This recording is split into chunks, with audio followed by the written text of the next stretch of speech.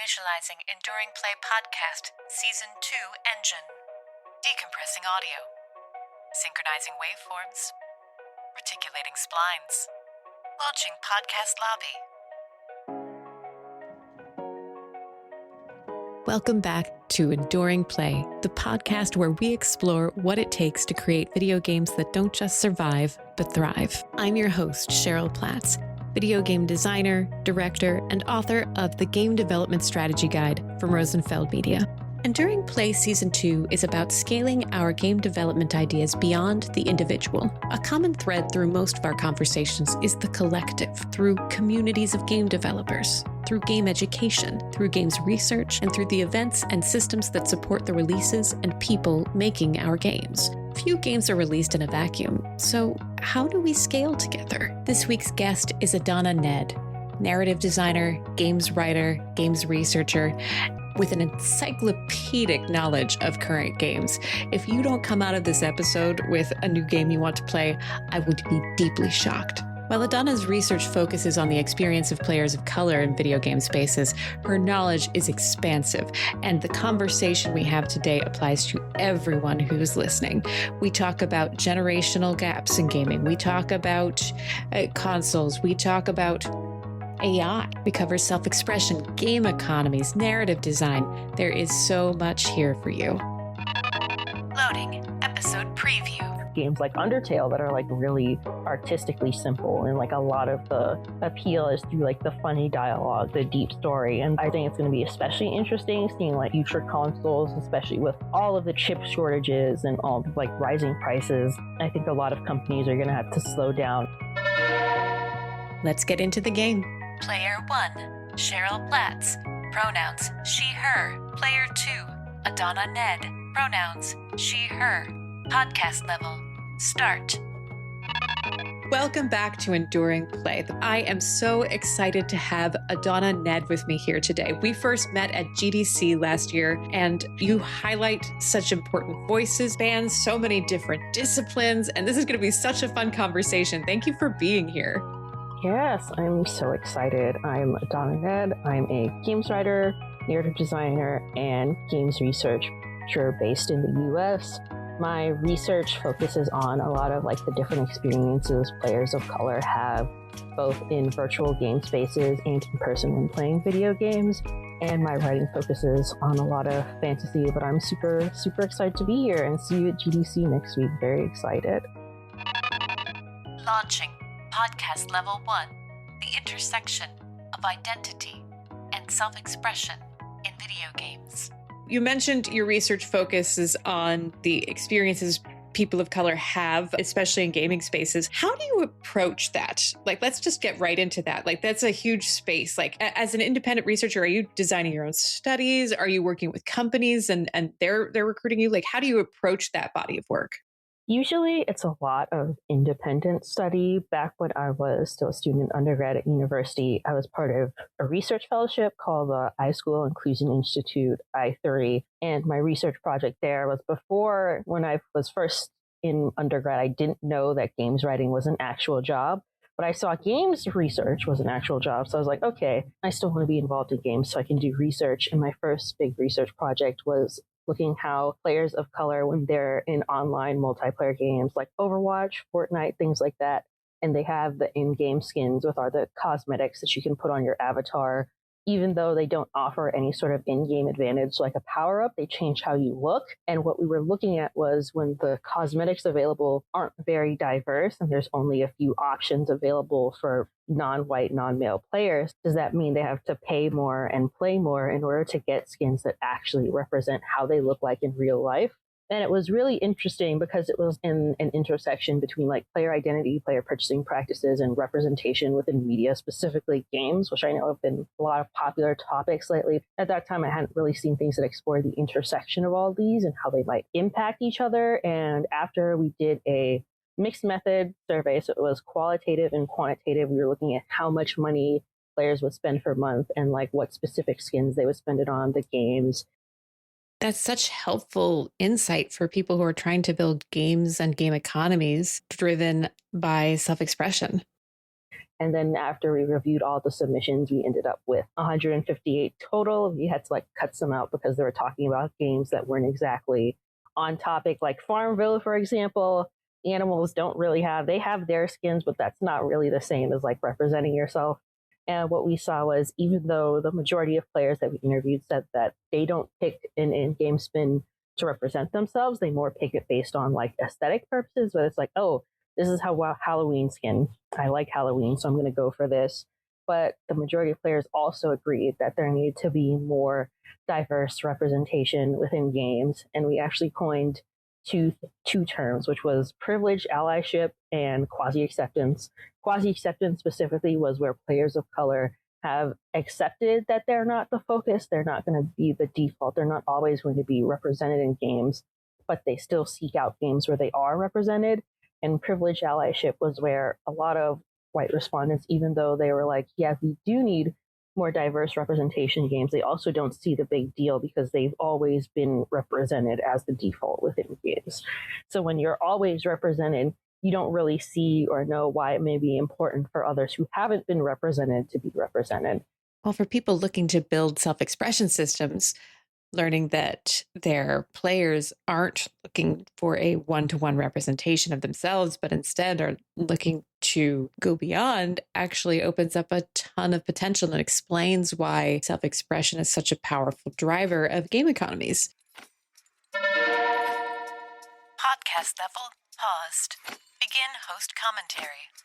Let's take a second to dig into why players might be attracted to the concept of self-expression that is representative but doesn't directly align with their real-life self. There's a concept in psychology called the Proteus effect. The term Proteus effect refers to Proteus, the son of Poseidon, the Olympian god of the sea. And Proteus could change his shape at will. The Proteus effect refers to a phenomenon where players start to take on the characteristics of the avatars they're using in a game. So let's say maybe you are not super self-confident in a romantic capacity, but you choose an avatar who's just a total babe, and suddenly you're confidently flirting with everybody in the room.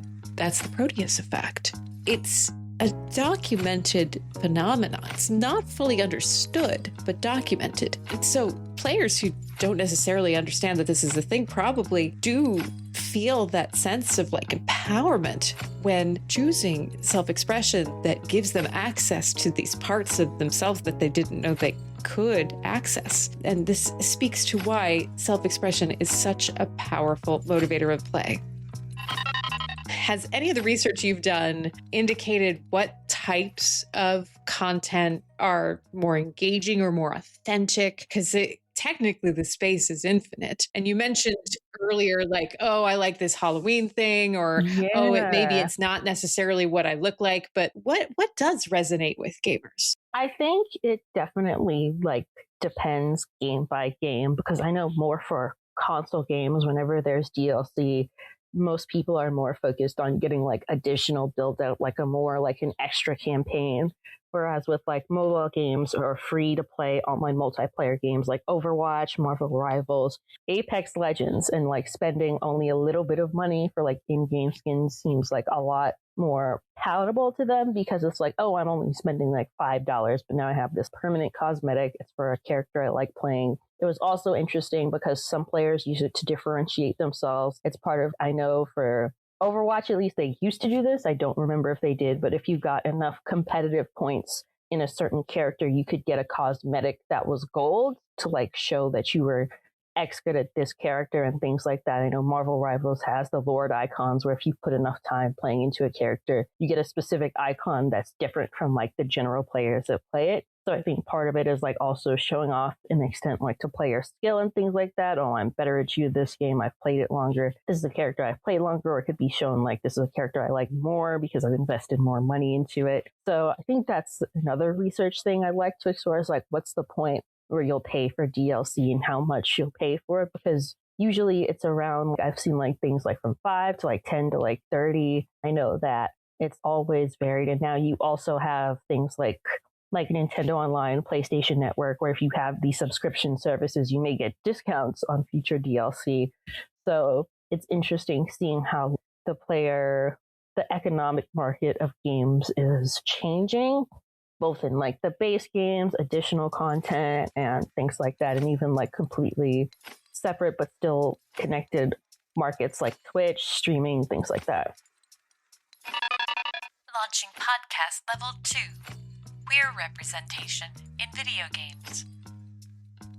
So that was a really cool research project. I'm actually working on another survey that I presented at GDC, which was about how queer players felt about queer romances in games. It was right after Baldur's Gate 3 came out, which was really cool because it was seeing like a combination of like whether it was able to like match their gender presentation in game through like character customization options, or whether it was like how deep the romances went with a panel of other queer developers. And that was really, really cool, especially talking other indies and like, oh, how should you work like queer representation into your game? Where are like the blind spots? Because with all of these like player sexual romances, I know there's a lot of discussion about that on like how does it really count as a queer romance? And I feel like there's space for both player sexual romances and direct specific sexuality specific romances, because even though it's focused a lot about like the player specific in game at one point in time, players can transition, they can change their sexuality. And I think an interesting thing is seeing players replay these same games and romances as they've changed and see like how their perceptions of themselves, the relationship, and the character has changed. So I believe there's space for both broader and more specific types of game romances. It was so interesting you exploring these topics, especially around Baldur's Gate 3, which was such a breakout hit. There's this GLAD study from 2020, and it said that 1 in 5 active video game players are LGBTQ, but less than 2%, I think, at the time of games on major consoles and PC had LGBTQ characters. And so you see a game like Baldur's Gate 3, which was just fully embracing queerness in a way that allowed you to fully explore that through replayability and through narrative trees. And it's one of the breakout hits of the year that reinforces one of the other things that GLAD study said, which said that large margins of both LGBTQ and non-LGBTQ gamers agreed that they appreciated how gaming allowed them to experience perspectives of people different from themselves. It looks like 80% of LGBTQ people said that, and 67% of non-LGBTQ gamers agreed that they liked how gaming allows them to explore those perspectives. In this research, you telling the folks, you helping people understand how to provide this representation is helping them understand how to tap into a market that's deeply underserved. Podcast level paused. Begin host commentary. pflag.org defines queer as a term used by some people, particularly youth, to describe themselves and or their community that has been reclaimed from earlier negative use. They point out that the term is valued by some because it's defiant and also inclusive of the entire community without requiring labels, and can help people who are sort of fluid, but others still view it as an insult. As with many terms referring to marginalized communities, let the people you're referring to lead the way and lead with respect. Launching podcast level 3, the post-pandemic experience of Black game developers. It's a particularly tough time right now in this industry, but in every industry, around topics like diversity, equity, and inclusion, and identity. Is any of your research touching on navigating those topics in this new climate? Another research project I'm working on that hopefully the survey will go live after GDC is discussing the experience of Black game developers in the industry, especially in comparison from like 2020 to now. Because one of the things I specifically wanted to highlight was after 2021, 2020 with the George Floyd summer, there was a lot of money that was said to be supporting Black people within the game space. And now we're in a point where it's like the pendulum has swung the opposite way, where like a lot of DEI programs have been cut off. There's been anti-DEI sections in gaming. And now a lot of that money is being invested in AI instead of developers, both Black and developers of all colors. So many interesting things to research in games. Now, some of those topics you're not glad you have to research, like where did the George Floyd money go? But important questions to ask, especially when there's so many game developers in need to support right now more than ever. Launching podcast level 4, tracking player cycles in deep space.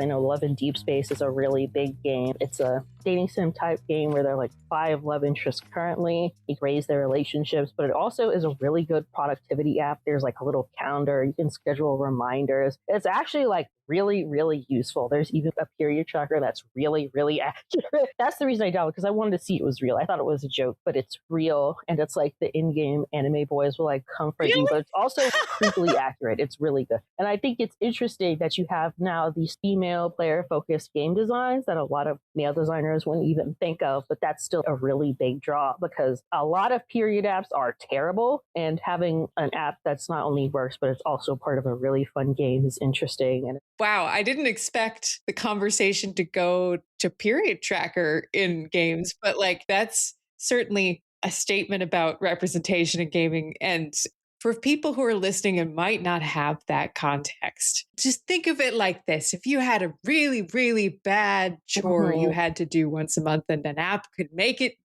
you look forward to that, that's a gift. That's a joy. And you're talking about something that anime boys talking you through that.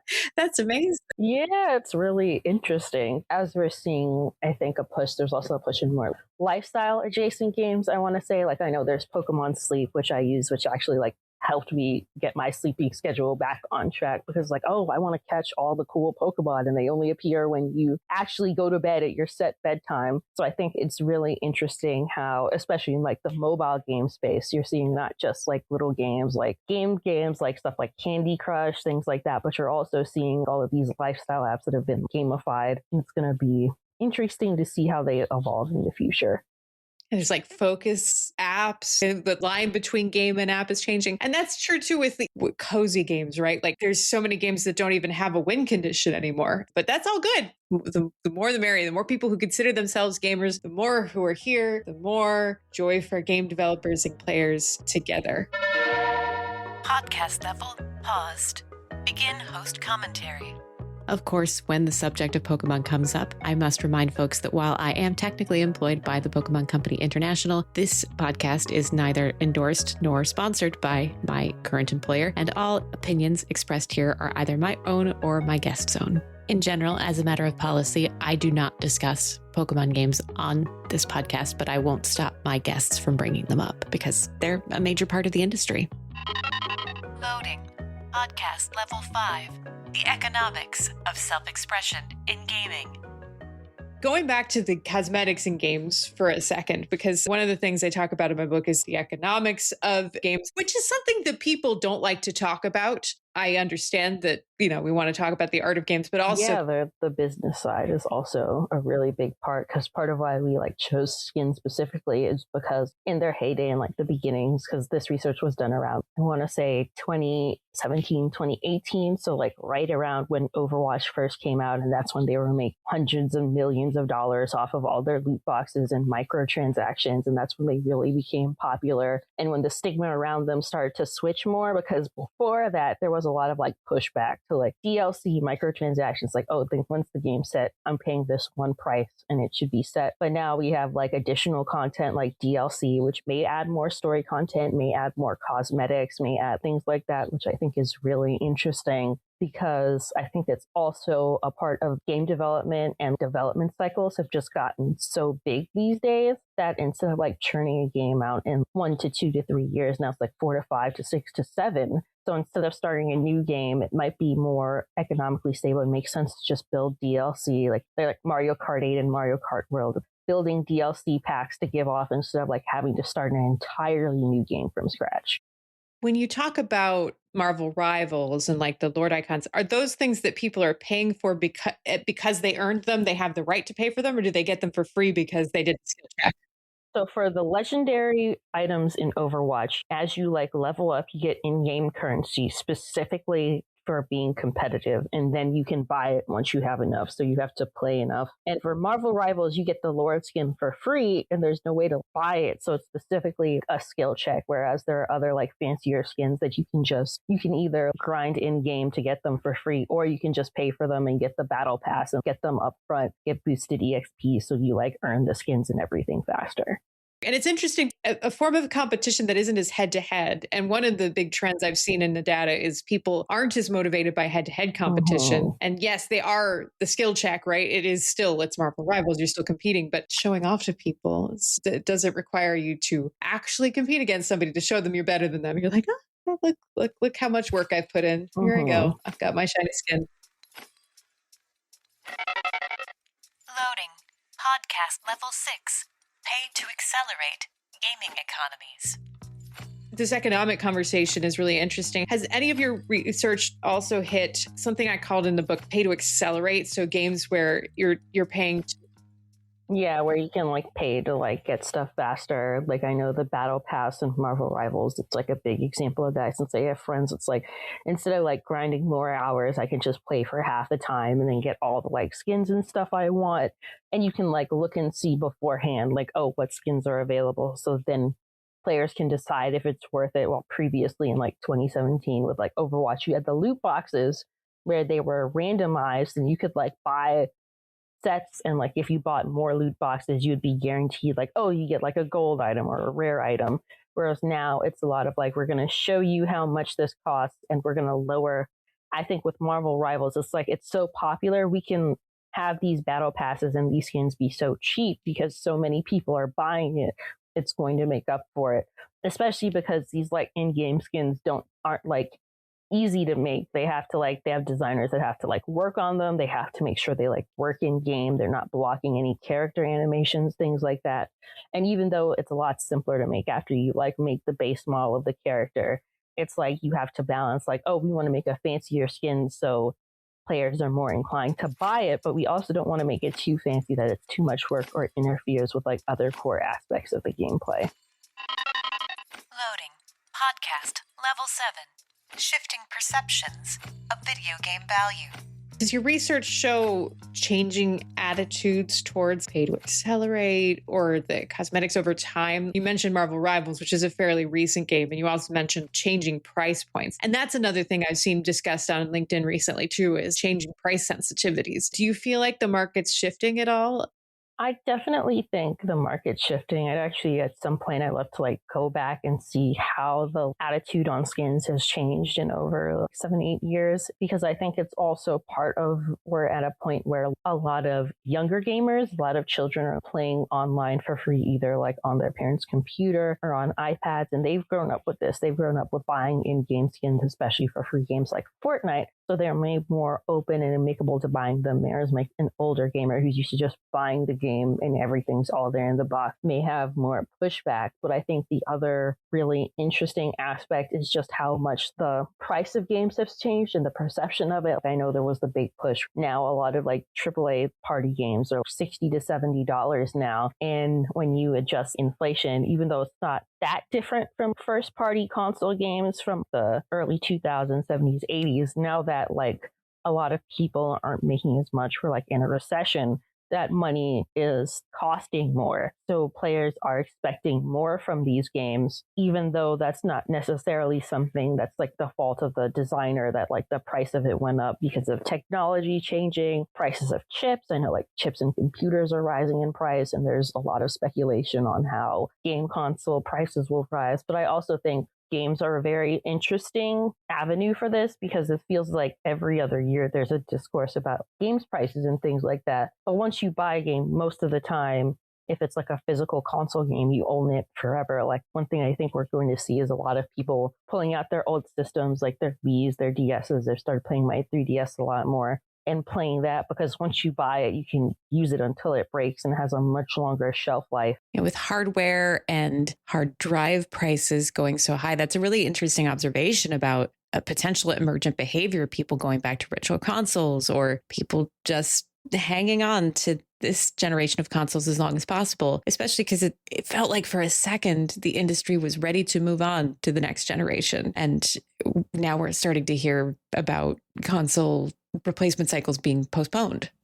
Like people are hesitating, but it's like you can, with old games, I started playing a lot of like my old Sonic DS games. It's like they still run fine. I got it like 10, 15 years ago and they're fine. And now I think the other thing is, besides things like Games Pass, with movies, you have streaming and you only pay like X amount of dollars a month, and then you can access all of these movies. With books, you have like similar subscriptions like Audible and things like that. But if you want to like buy a game and keep it, and a lot of games aren't available on these subscription services, it's a lot harder. It's a lot like you can either like maybe wait for a sale, see if it happens in a few months, or you can get it and play it now. So I think it's really interesting because I feel like gaming is a luxury hobby, but it's also a hobby that once you hit that base, you get the console you want. The prices of stuff you get, they like last longer than like other things. If I was like going out with like 3 other friends to like go out to a movie at this point, movie tickets like $15-$20. That's like still like the same price of a game. And once the movie's done, it's done. But if I have a game, I can play that for as long as I want, as long as I have the system and the console. So I think it's all really interesting.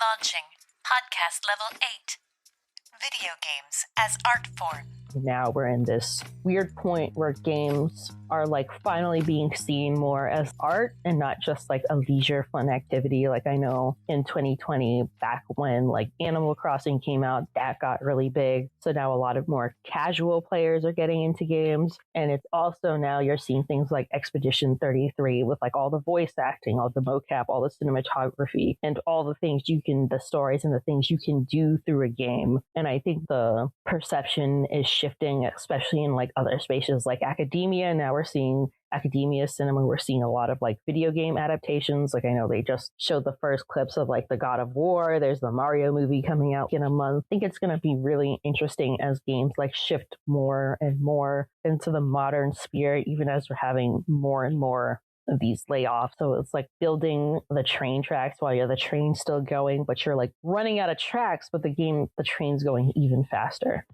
Loading Tutorial Level. The spectrum of gaming graphics.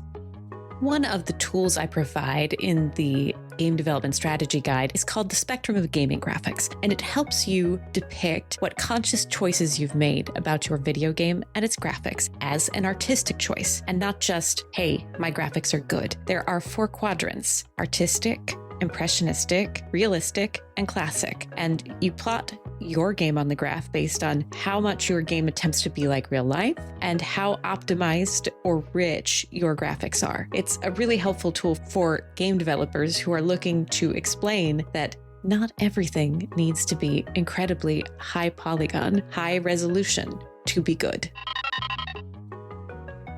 One of the things that's been really interesting too while researching the book is like clair obscur, right? Like games like got our sports games and stuff pushing us to super realism. And at the same time, it feels like we've got this other end of the spectrum also pushing. You've got games like Ooh or Animal Well. Yeah. You could put that on a Game Boy cartridge and ship it. And some gamers, I think, are struggling with this. And I don't know what your perspective is on this. The way I'm kind of coping with it is we've had an industry who's sort of socialized everyone to just associate good graphics with good. And they've done that for years. And we haven't given anyone a method for saying also simple can be good. It's fine. That's a valid choice. What's your take on like all of that? Because I had to like do a whole thing in the book about like impressionistic graphics are fine too. Artistic are fine too. It's not just all like realistic. What are gamers thinking about that? What are casual gamers thinking about that? I think this is super interesting, especially when there was like news that the PlayStation 6 is being pushed to 2030. And a lot of people are like, why would I jump to a new console if it's not games? Because we're hitting the point where in the past 20-30 years of games, one of like the biggest ways to show what a game was doing was that it was doing something new, whether it was like through the graphics, the music, and a lot of that console wars, I'll say, like between that was like, which has the best graphics, which game looks the coolest, how does it feel? Because we went from games like Doom, and now we have stuff like every game has 3D models and colors. Every game has music that's like actual like orchestra music and not necessarily just 8-bit sound things. And I think it's interesting because we've hit the peak of realism where everything looks so realistic. It's like, okay,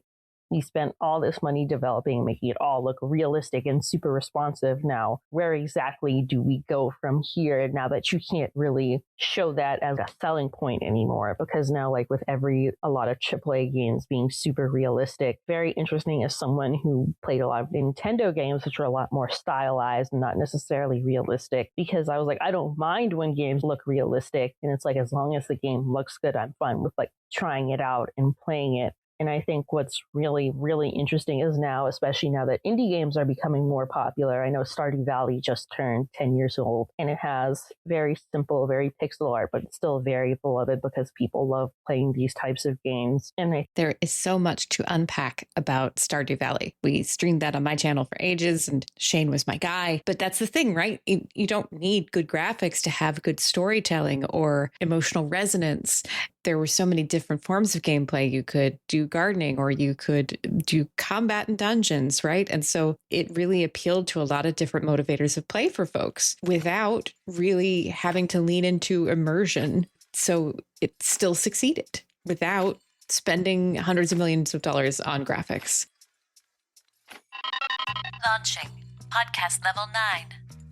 The shifting role of platform exclusives. You know this, but some of our listeners may not. Most of the most dominant graphical games are platform exclusive because you need to be overly specialized. You need to get every little bit out of the graphics processing unit and the CPU as configured on a piece of hardware to really push the envelope on graphics. When you are trying to ship on multiple platforms, you often get a lower common denominator form of graphics. So it's usually those platform exclusives that are pushing the graphical envelope.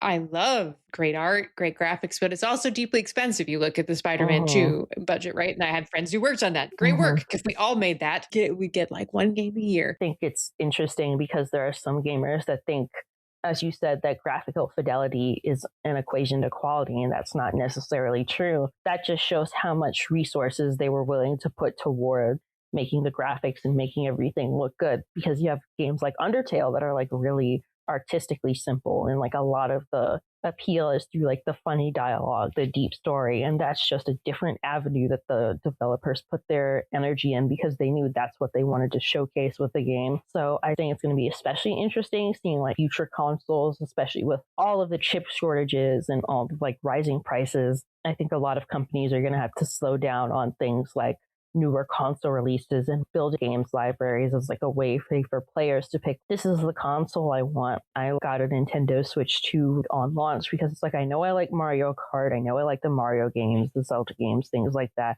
and I'll have friends that I'll be able to play with. And even if I have to wait a bit for these games, I'm still going to get a quality game that I'm going to enjoy. So I'm fine putting out all this money now and waiting and like investing.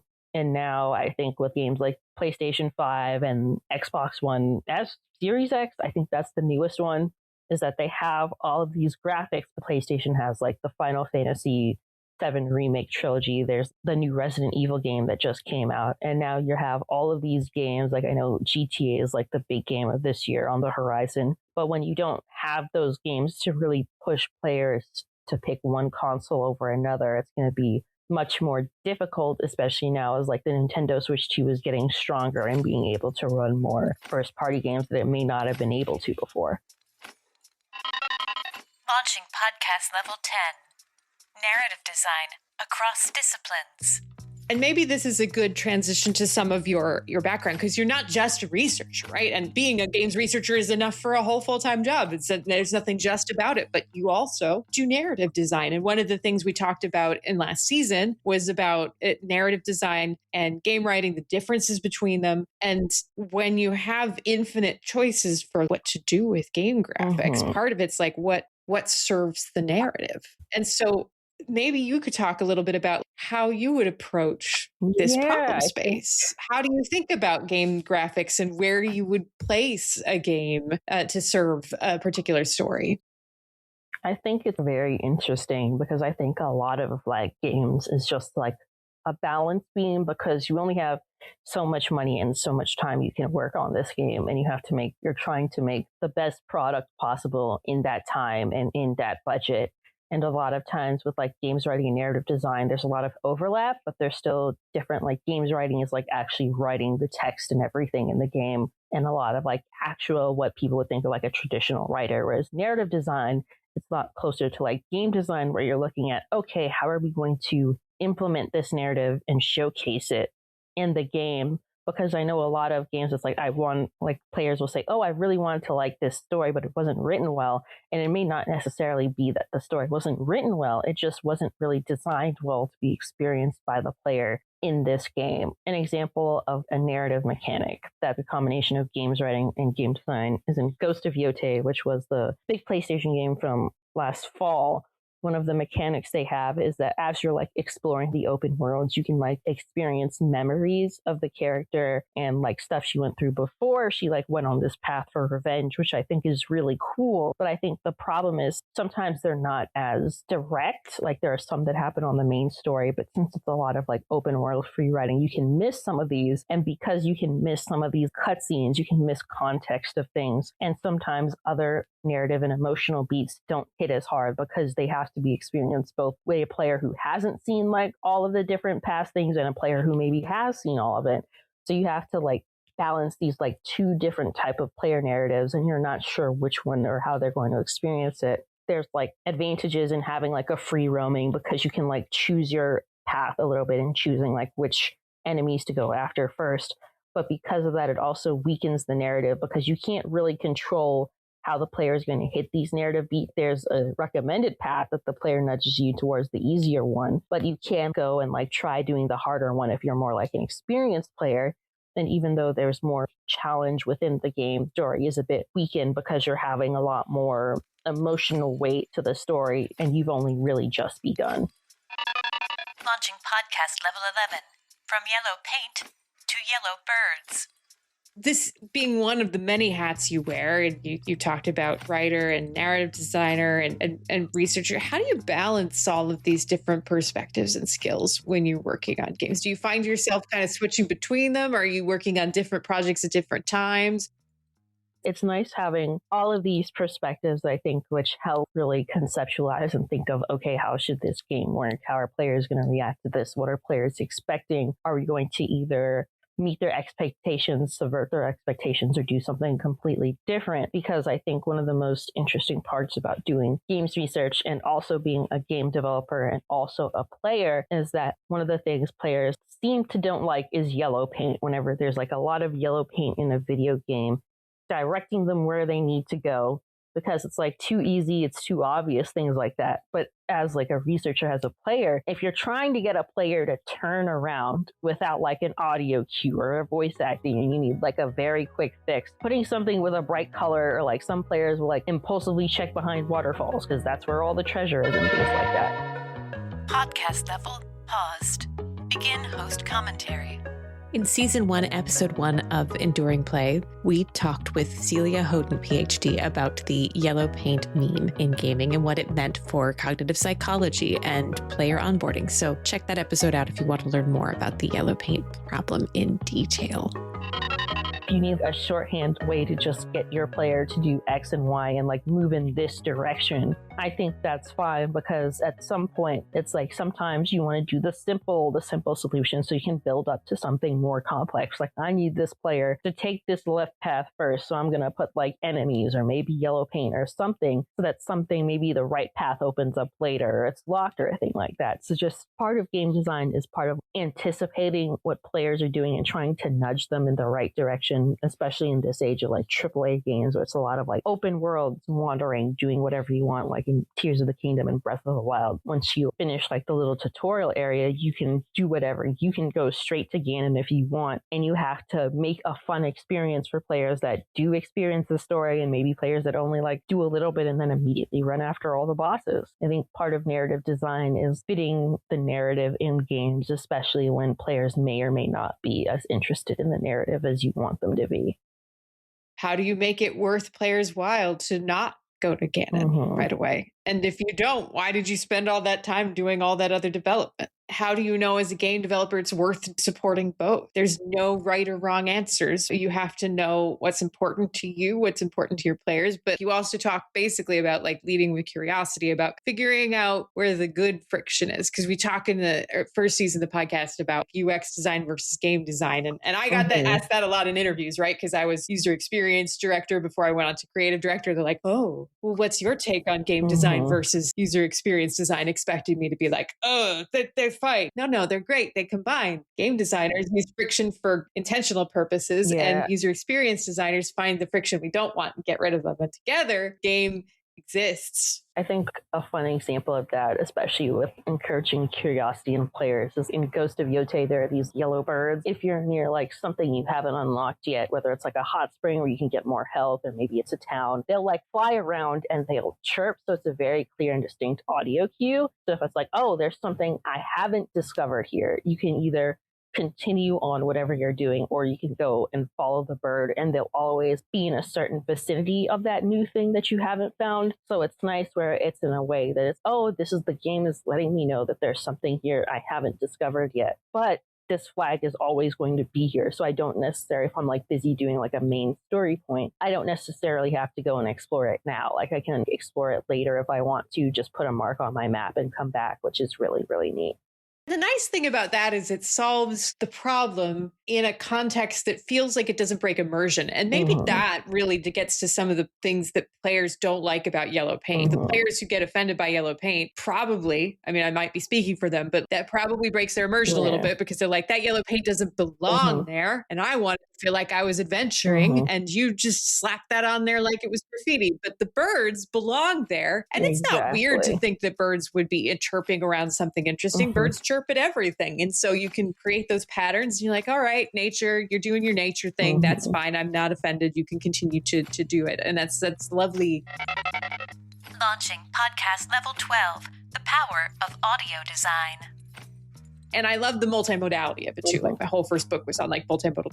Audio gets overlooked so often. And sure, some people are going to have it muted. But for the people who don't, that's another way to nudge folks. Changing music, changing sound. Yeah, I think audio games and cues is really interesting, especially when I feel so not underutilized, but in a way it is underutilized, especially when you have like so many of games' most well-known soundtracks are very big boss fights. One Winged Angel from Sephiroth, it's like Megalovania from Undertale, and I think audio and narrative design is a really neat field, especially when it comes to things like voice acting and things like that we're really going to see more of, especially as we have some of these bigger scale games and things like that. I know the Spidey sense, for example, and the Spider-Man games, things slow down and things like that. There's an audio cue, and it's interesting to see just how far you can push like the different ways you can communicate with a player without like putting text on a screen or something directly in front of them.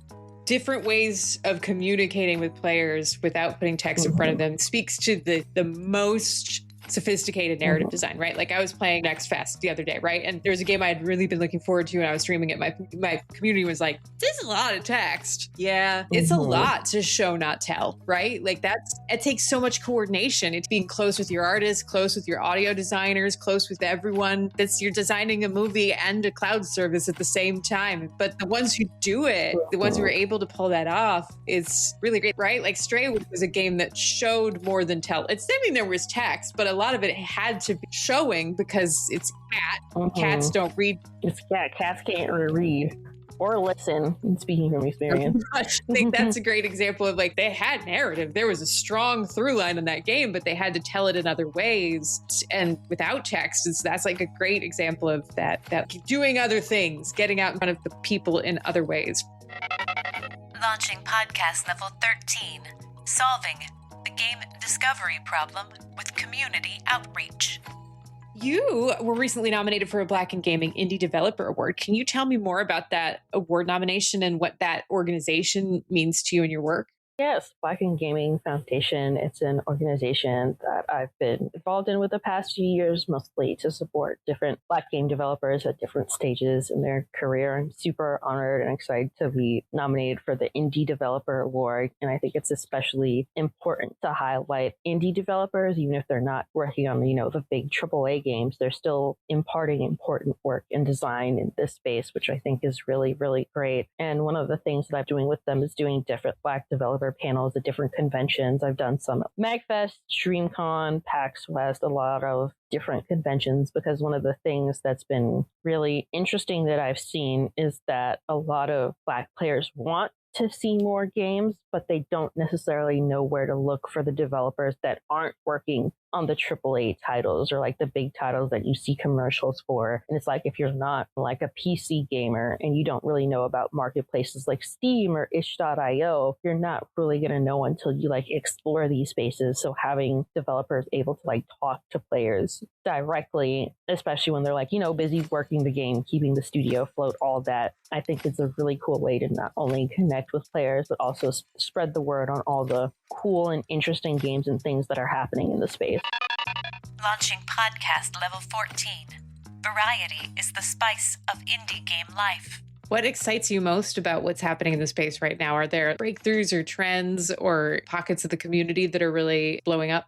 I think one of the biggest things is how accessible game development is now. Now you have a lot of tools like Unity, Godot, Unreal, RPG Maker that you can just download on your personal computer or laptop, and you can just start playing around and making a game. And one thing that I've been trying to like stress is that you can also use games as an art form or an outlet. You don't have to make games as a way to as a commercial way or a way to make money. You can just make it discuss an experience. And I think that's really, really cool, because I feel like we're only just beginning to show the ways stories can be told in games. And Roger was a really good one I've played. I'm not going to spoil what happens in it, but seeing the UI change and everything as it's telling its very short but very poignant story, I think is really, really cool, especially with the simplicity of it, because I think one of the interesting things is that Pokemon just turned 30, and we're hitting a point where a lot of the gamers that were kids are like adults. They're gaming and they're having their own kids, and now you're seeing a lot of older people getting into games. I know there's a grandma streamer that does like Dark Souls or Bloodborne or one of those games, and I think it's going to be interesting where it's like, are we going to see a genre of like senior likes, where it's like games for seniors?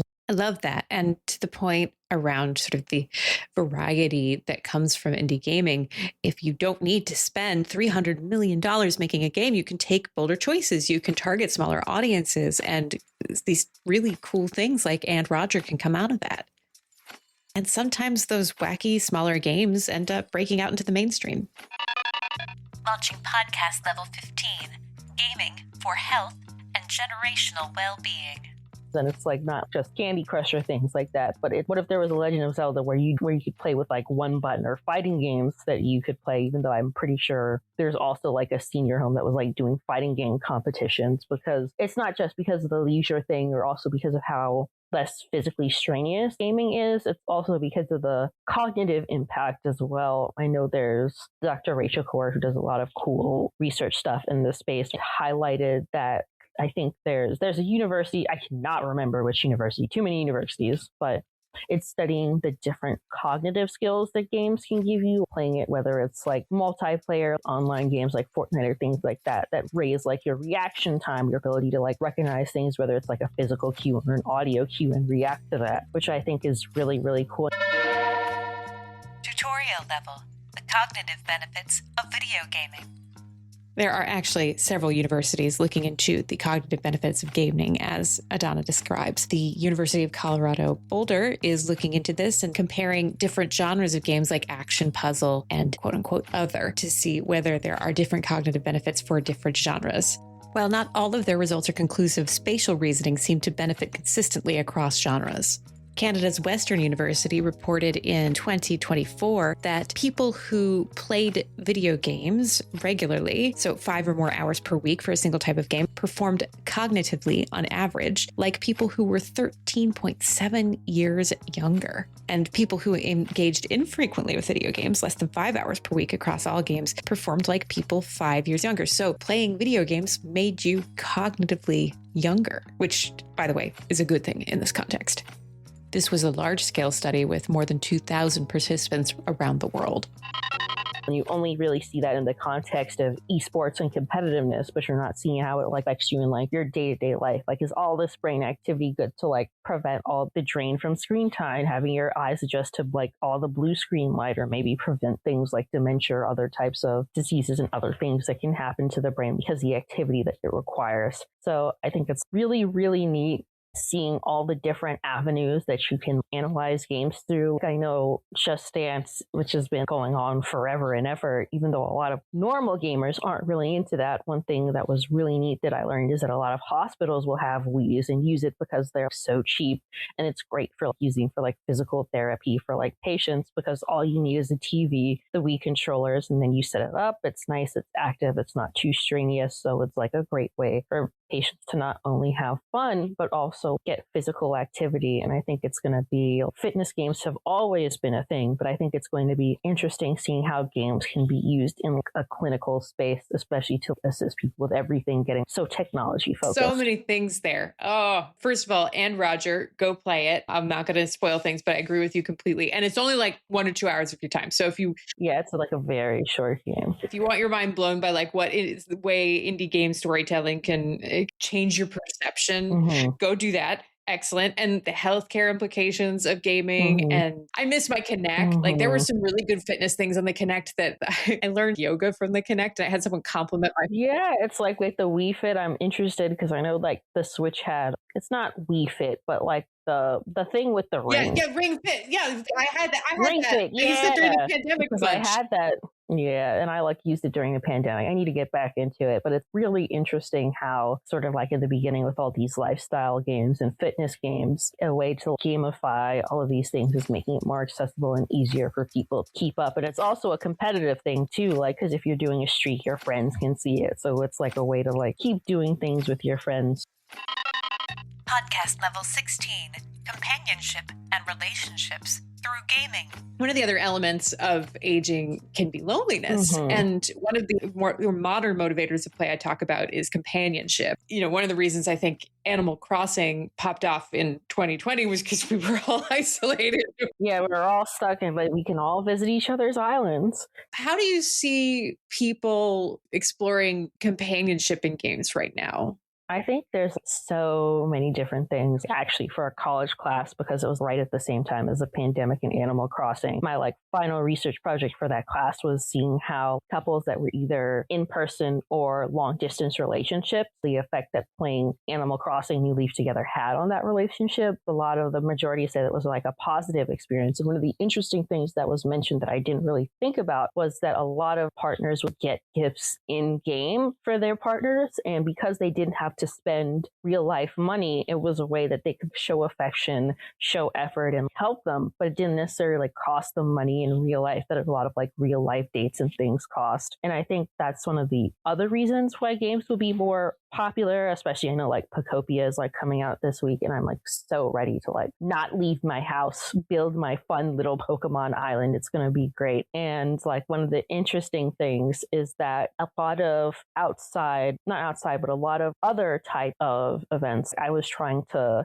go bowling with my sister and a few of my friends, and that cost, and for 4 people for 2 hours, shoe rental, lane rental, it was like $200 something, which is wild. Whereas like if I have that's half of a Switch 2, that's wild. Whereas like if I have my Switch 2 with my Mario Kart, I can socialize, but I can play Mario Kart with my friends, I can play Splatoon with my friends, I can play Mario Party. And I think the other interesting thing is now that you have a lot of online gaming social platforms like Twitch and Discord, I don't necessarily have to like go and like connect and play with someone I know. I can go online, find a Mario Kart specific Discord and connect and race with people that I don't even know. And I think one of the other things is like to tie this back onto Love in Deep Space is not just about how they connect, but it's also a little bit of emotional fulfillment. I know with Love in Deep Space, it's super popular because it's like you have these little anime boys and you write their relationship with them. They write little love notes and things like that, which is cute. And I think especially as you have like this loneliness pandemic and this push of AI partners, which are like completely different since it's like an AI and it's like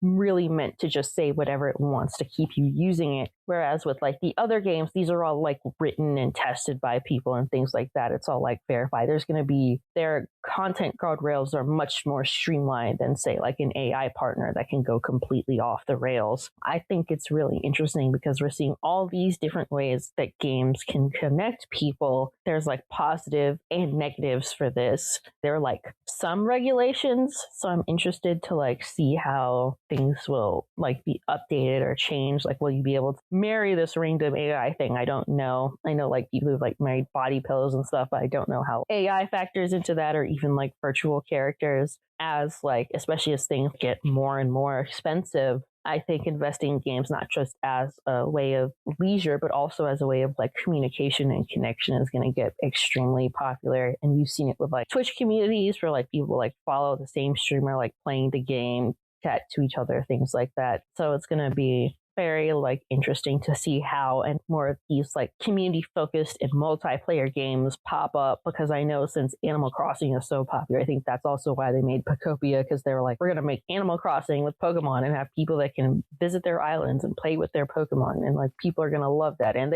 I've seen really good reviews. I'm so excited. I'm so ready to play and build my like Pokemon island adventure. Podcast level 17. The AI pinata problem.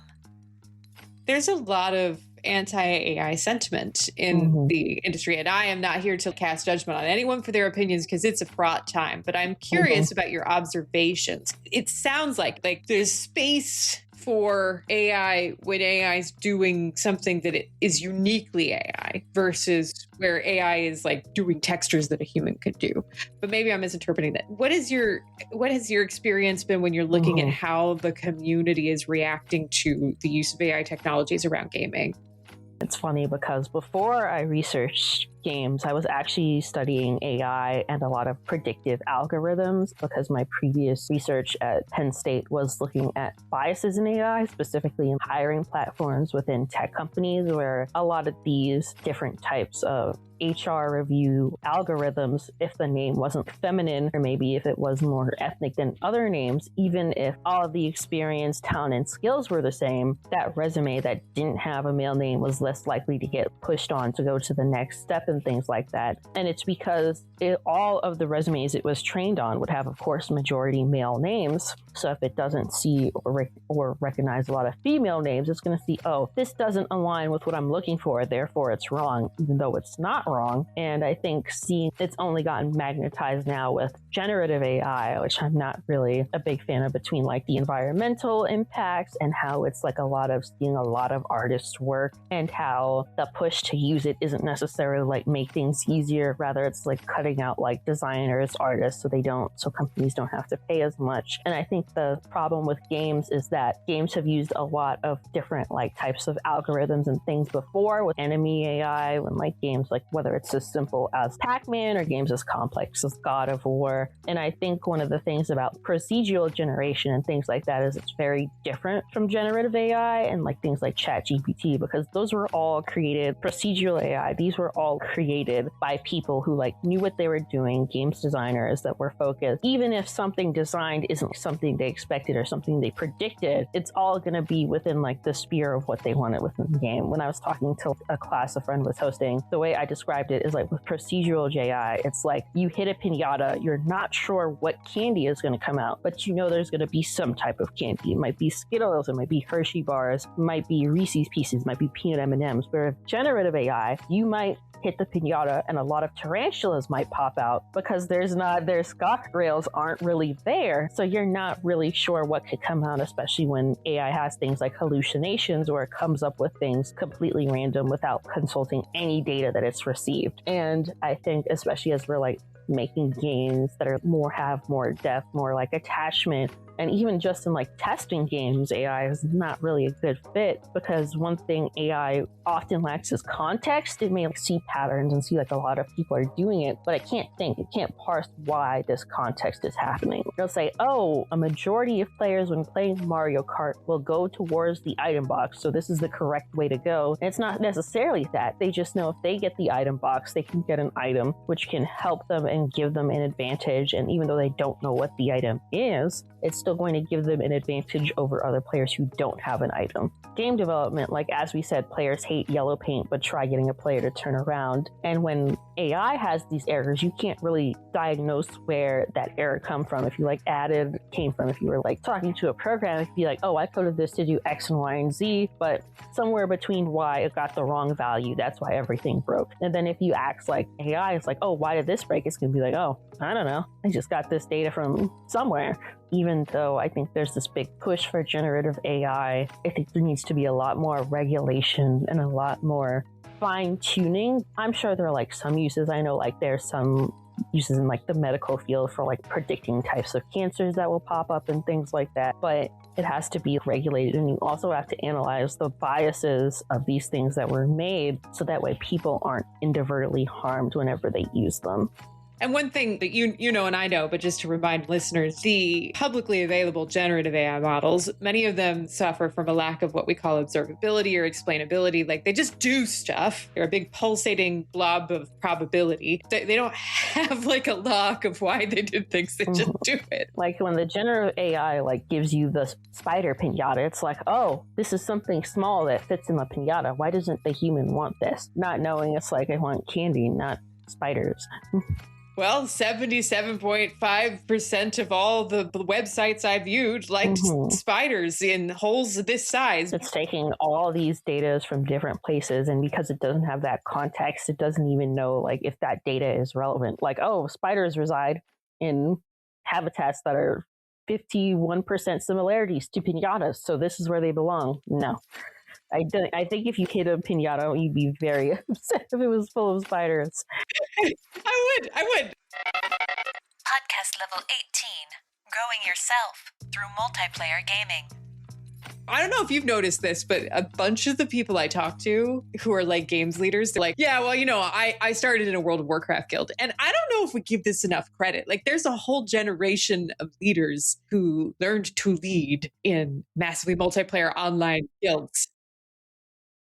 That's actually really, really interesting because I never really was one for like a lot of online games. I play a lot of like co-op with friends, but online games like guilds, I know Final Fantasy 14 is also a super popular online game. But I think that's really interesting that they learned their leadership from guilds because on the one hand, it makes sense. If you try to get live players to do literally anything at the same time, very, very difficult. As gaming becomes more of a social activity in addition to the leadership one, you're going to have a lot more people learning like different social skills and learned behaviors from games. I think there's a genre of games, a lot of people call it like friend slop. I don't really like the term slops. You have like a lot of these small $5 to $10 games on Steam, usually made for like multiplayer, and it's like things like Peak. There are all of these like short games made specifically for experiences with friends and things like that. And I think it's really interesting because they're at like a really small price point, like $5. Like they're the cost of like a sandwich or a smoothie or something. And because they're so cheap, even if you only play it 1 or 2 times with your friends and you decide,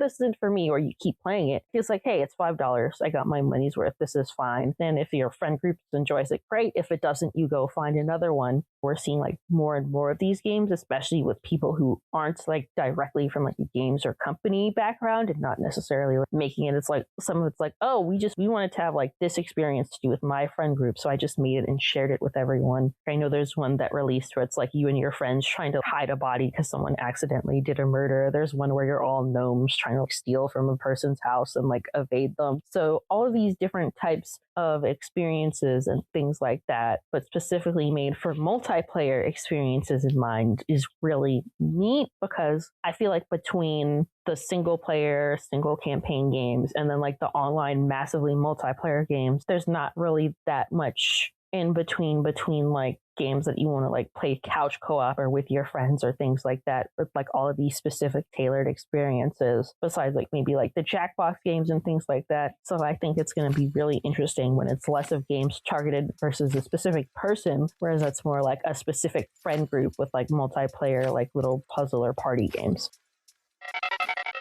Final boss level, the controller cliff.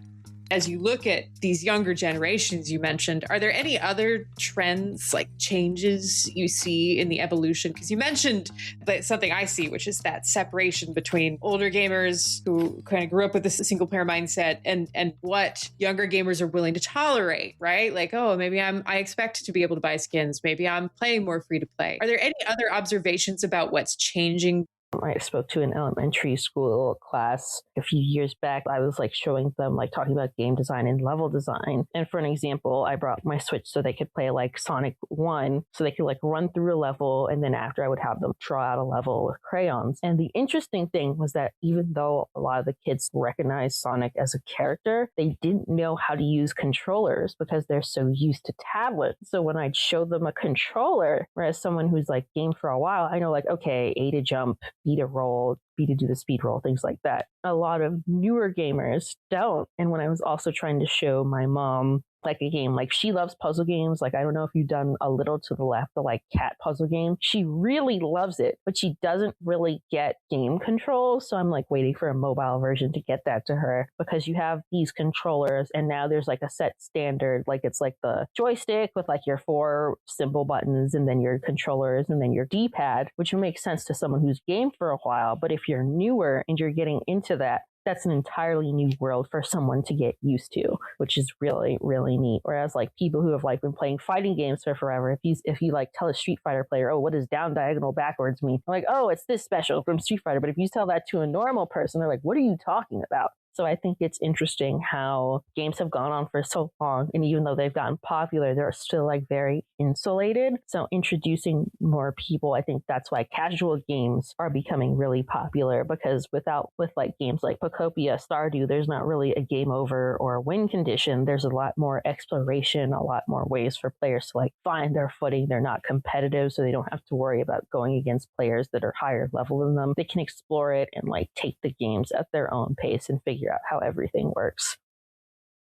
Touch on something that's really important for the game developers who are, but I really want to make the competitive game, which is that, okay, well, maybe one of the reasons you're not seeing engagement as high is because there's a generation of gamers who never got to the controller. So they've just been working with touch screens, maybe keyboards. If you're assuming they know how to use a controller and you were like, I don't need to do a tutorial, or, oh, it's just instinctive for them to use a D-pad and an analog stick, you may be cutting off a whole generation of players and then wondering why your game fails. And that mindset of, I don't need to teach players, I've seen that again and again and again. Yeah. And I don't know why people hate money. I don't know why you wouldn't want to have the honor of being someone's first exposure to a controller or a genre. It's extra work, but boy, we all remember our first RPG. Like if Sonic was your first action game, then you remember the coin sound. Why wouldn't you want to embrace welcoming people in there? So that's a great insight. These kids are like, what the heck is that?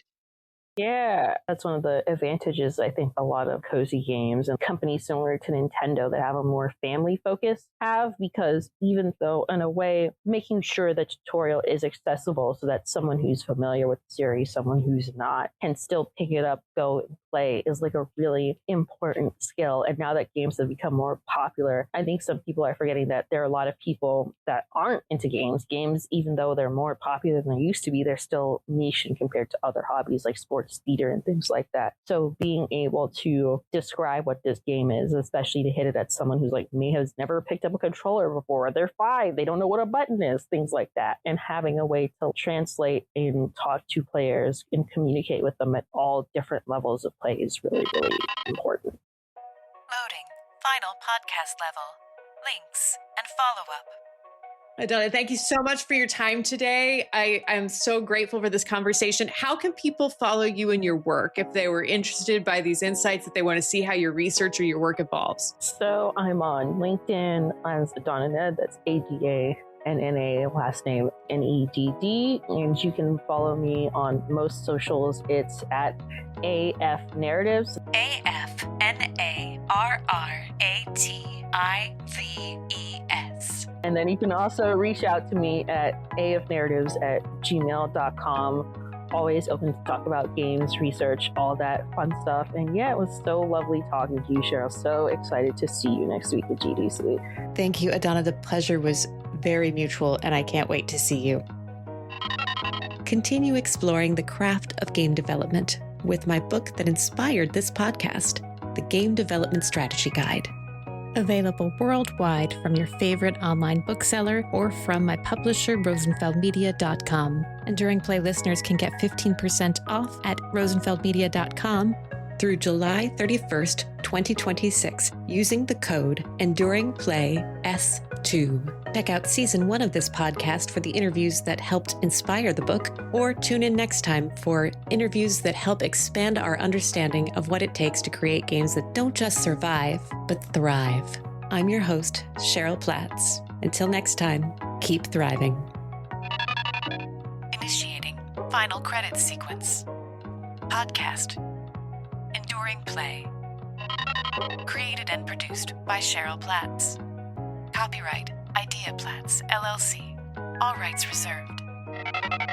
Explore the podcast at enduringplay.com. Podcast theme composed by Cheryl Platts. To learn more about Cheryl's books, visit rosenfeldmedia.com. Follow Idea Platts on Instagram, YouTube, or Blue Sky, IDEAPLATZ. To learn more about Idea Platts, the design education consultancy, visit ideaplatts.com.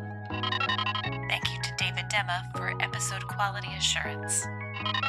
For book and podcast merch, go to ideaplatts.dashery.com.